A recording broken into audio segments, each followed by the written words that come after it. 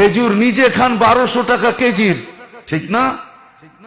1200 টাকা কেজির খেজুর নিজে খান, সৎকার হিসাব করতে, ফেতরার হিসাব করতে আসা 100 টাকা দামের খেজুরের হিসাব করেন, ঠিক না? রাগ হয় না কিন্তু নিজেকে নিজে প্রশ্ন করেন যে আমি কি করলাম। যদি আপনার ভিতরে কিছু থাকে, সব পার্স নষ্ট হয়ে গেলে ওটা ভিন্ন কথা, আর যদি কিছু পার্স এখানে থাকে তাহলে একটু নিজেকে প্রশ্ন করেন না যে আমি তো বাসার জন্য প্রতি মাস সারাটা মাস খেজুর কিনলাম 1200 টাকা দামের,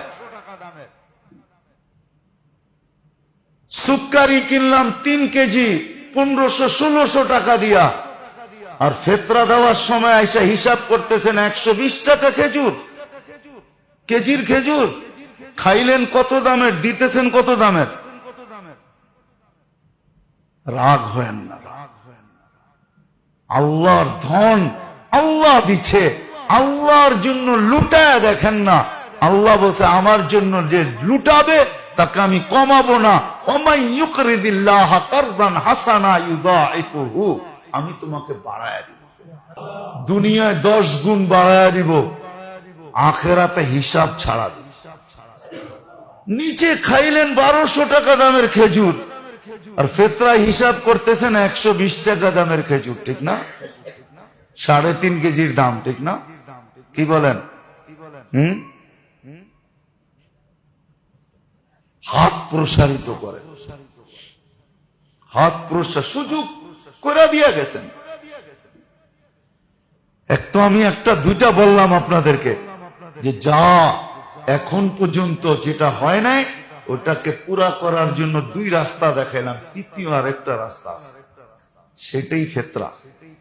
আল্লাহ রাসূল সাফ বলছেন, রোজার ভিতরে যেরকম করা ছিল তুমি করতে পারো নাই, ভুল ত্রুটি হয়ে গেছে, এটাকে পূর্ণতা নিয়ে আসবে তোমার হাত খোলা ফেতরা।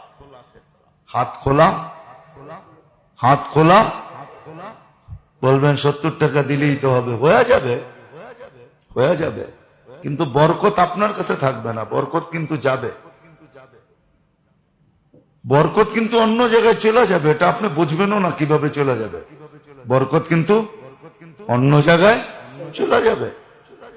আর যদি বরকত অন্য জায়গায় না দিতে চান, নিজের কাছে রাখতে চান, তাহলে হাত লম্বা করেন, দেখবেন বরকত অন্য কোথাও যাবে না, আপনার কাছেই থাকবে। বলে অসুখ বিসুখ কি হবে না? বলে হবে, টুকটাক দিয়া সেরা যাবে। কি দিয়া? টুকটাক দিয়া। আবার টিকটক